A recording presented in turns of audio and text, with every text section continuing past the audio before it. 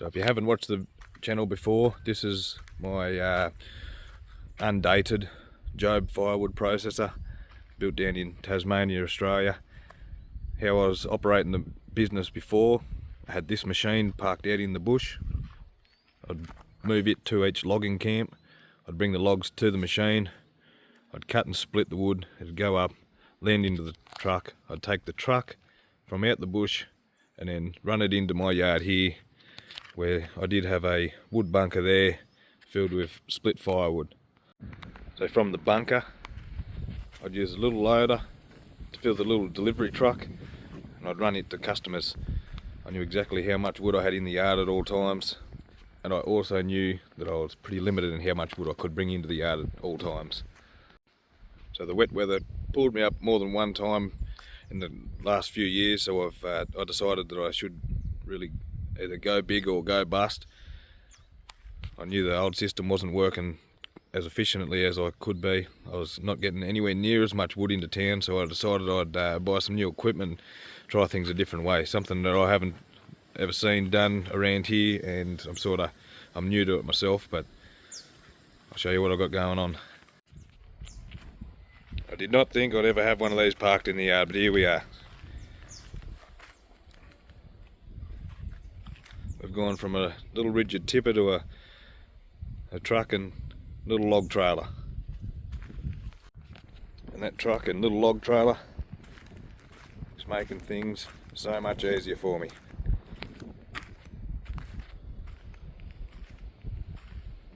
Rather than getting 8 or 9 tonne of firewood in at a time, I'm bringing 20 tonne of logs in and being able to store them, cut them as required, and I'm not chasing my tail every time it rains, which has been a massive improvement for me.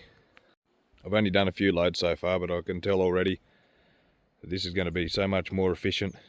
I'm going to be able to produce more wood, and the main thing really overall, which is why I looked into doing all this, is more reliability for the customers. The wet weather the last couple of years sort of pulled me up fairly consistently, and this sort of makes it so I can cut through the summer, bring wood into the yard and have it on hand, so even when it does rain, this you could have 4 or 5 inches, and even if this has a foot of water on it, which it won't because I'm on top of a hill, but even if this had a foot of water, it's still hard as, and I can keep cutting, which is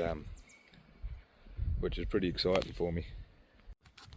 This has pretty much meant that I can work year round, I can move more wood, and the next step will be a nice solid base for the wood bunker, whether it's concrete or a steel grid or something, but that will just stop this sort of mess, which will be a better product for the customer. So it should just be really good all round. It's been a big step for me, but we're here and we're doing it. I should probably mention the way that I'm loading the truck out in the bush. I also bought a case 14 tonne excavator and I've fit a grab onto there, so it's a lot easier handling the logs out in the bush with an excavator and not using the wheel loader out there anymore, so that's been really good. And anyway, that's an update on where we're at. Been a while in between videos, but I've been pretty flat out getting it all organised. So the next video I'll show you the process of bringing some wood in, and then probably the video after that I'll show you some of the updates I've done on this machine, which have been pretty handy, and it's really turned it from a 2-man machine into a 1-man machine, which is pretty exciting in itself. So thanks for watching the video. Next couple should be a bit more exciting, but it's good to share an update and just show where I've been at. So thanks again. Hope to see you in the next one.